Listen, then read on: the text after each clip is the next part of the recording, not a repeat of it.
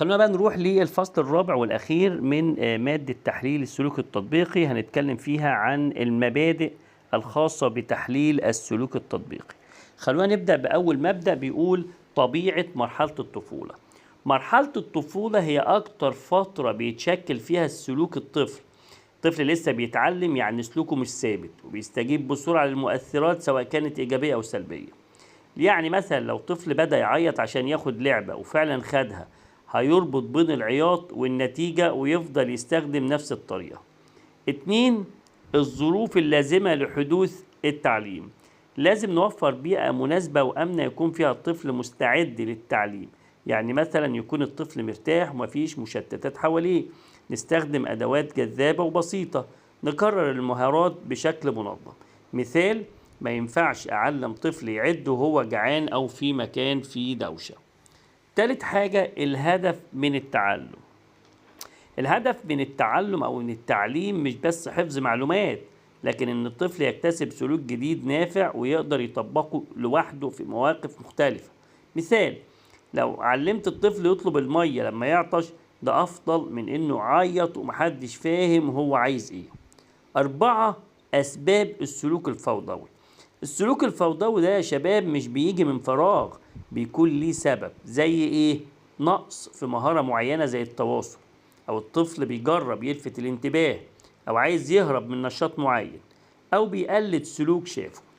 مثال: طفل مثلا بيدبدب برجله كل مرة يسمع صوت عالي، ممكن يكون عنده مشكلة في التكامل الحسي. 5. العلاقة ما بين المعلم والطفل. العلاقة دي لازم تكون مبنية على الثقة والاحترام. الطفل لما يحس ان المعلم بيحبه وبيفهمه هيكون متعاون اكتر.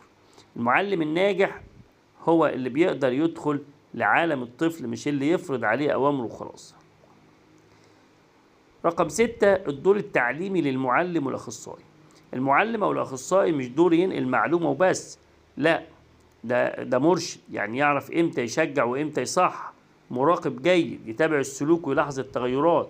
مخطط، يعني يختار الاسلوب المناسب حسب الطفل. نظرية الاثر الطيب لثورندايك قال ان السلوك اللي بيتبعه نتيجة ايجابية بيزيد، والسلوك اللي بيتبعه نتيجة سلبية بيقل، وسماها قانون الاثر. مثال: طفل مثلا قال شكرا ومدينه لعبة، هيكرر تاني لانه شاف نفس النتيجة.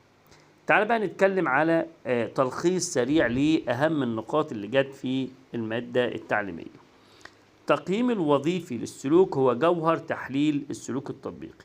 يعني نعرف الطفل ليه بيعمل كده، بنسأل هو بيعمل كده عشان يجذب الانتباه، ولا عشان ياخد حاجة، ولا علشان يهرب من موقف.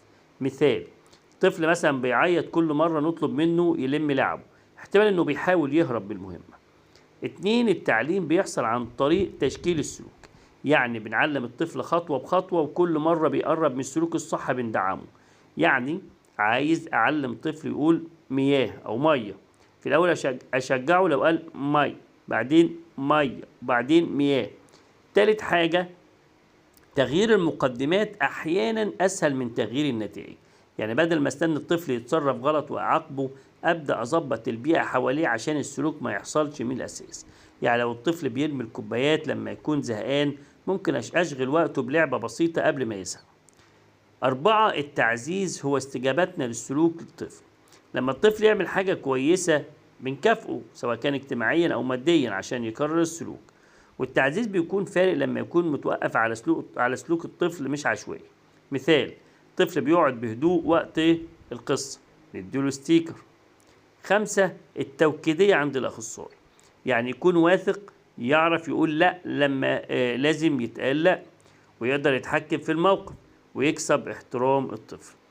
لازم كمان يعرف يتكلم قدام الناس، يقنع أهله، ويتابع الطفل بخطة واضحة.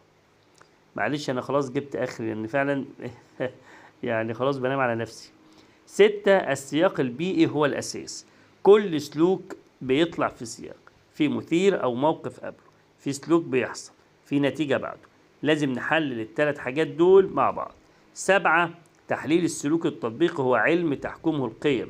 يعني بيقوم على احترام الطفل والتدخل المفيد واستخدام أساليب مثبتة علميا. 8. التصميم العكسي في الضبط السلوكي.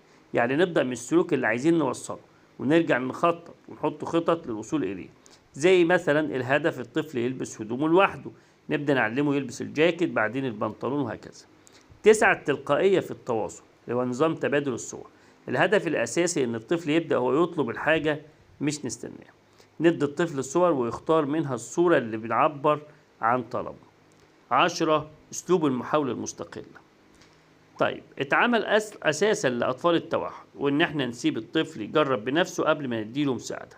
مثال، بنطلب من الطفل يفتح الباب، لو معرفش نستنى شوية بعدين نساعده لو احتاج.